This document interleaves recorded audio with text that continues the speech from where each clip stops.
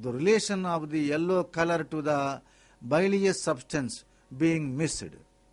Thus, in all cases of erroneous cognition, two distinct cognitions, either a perception and a recollection, or two perceptions, arise, but their distinction is missed. Fourth, anyadha ghyati, misapprehension. This is the theory of the Nayayikas. When nacre is wrongly perceived as silver, the erroneous cognition that arises takes the form, this is silver. Here, this stands for nacre lying in front of the perceiver, and it is first seen as a white piece and not as nacre. The distinctive feature of nacreness being missed either through some defect in sight or because of the particular situation in which the visual perception arises.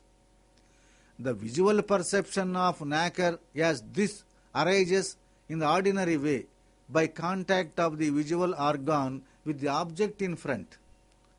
The real silverness that belongs to the real silver existing elsewhere is presented in this visual perception as the attribute of the nacre seen as this in a general form. Neither the real silver nor the real silverness could be said to be connected with the sense of sight through normal sense relation, and without such a sense relation being established between the sense organ concerned and the object to be perceived, perception cannot arise. So the Nayayikas hold that the real silver and silverness come to be connected with the sense of sight through an extra normal type of sense relation.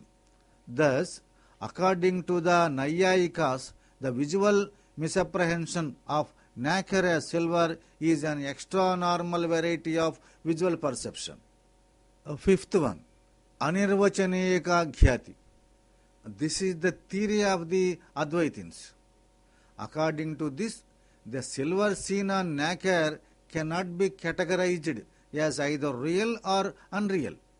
The person seeing it thinks that there is real silver before him, and that is why he stretches out his hand to grab the silver.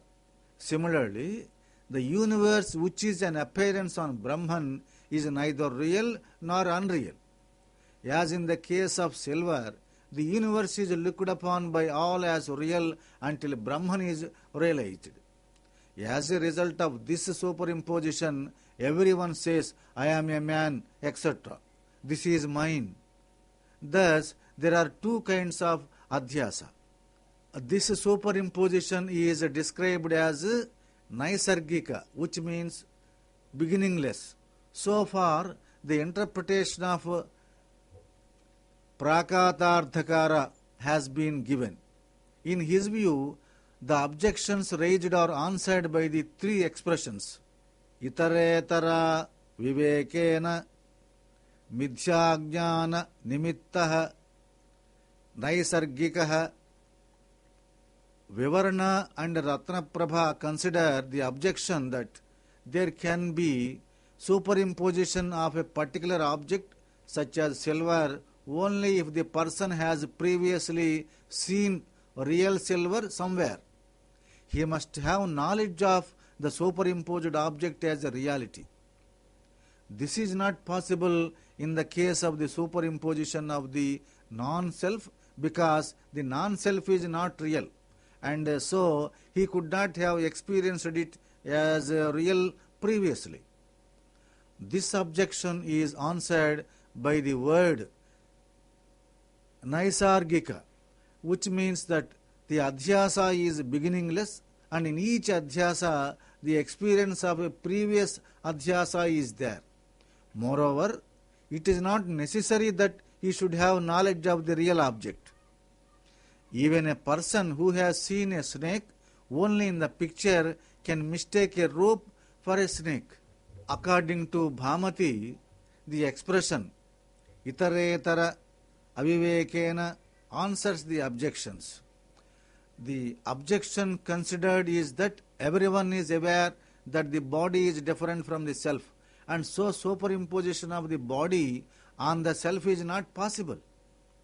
The answer is that though the difference is known, there is still lack of discrimination between the two to the extent necessary, and so Adhyasa is possible.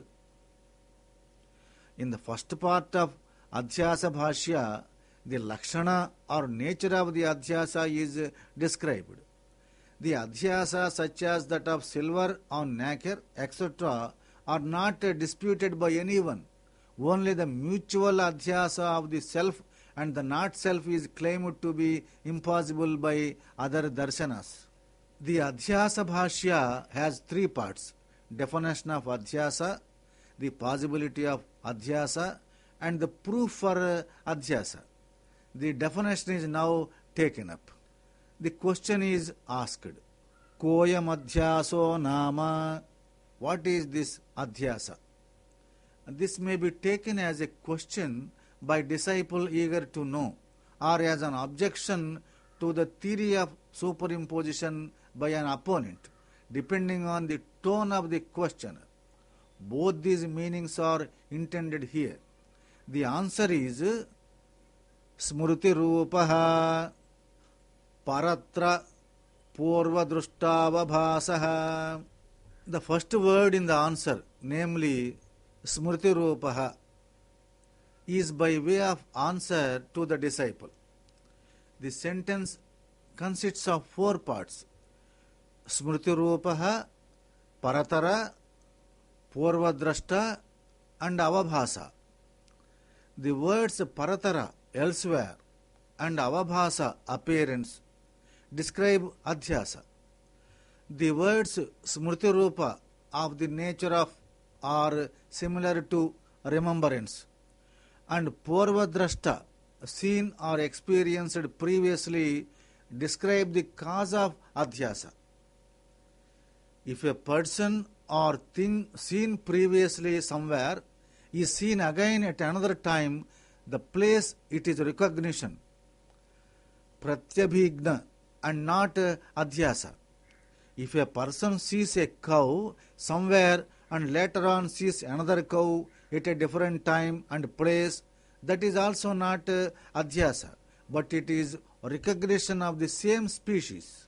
The word Smruti Rupa shows that it is not the same as remembrance, but is only similar to remembrance. Three factors are the cause of Adhyasa: some defect, contact between the eye and the thing in front, and samskara, mental impression of an object seen previously elsewhere. Remembrance is knowledge arising from samskara alone. Knowledge is of two kinds: actual experience, anubhava, and remembrance. The experience may be from direct perception, pratyaksha, or the indirect means of knowledge such as inference, comparison, etc. An experience gives rise to a samskara. This samskara is the cause of remembrance.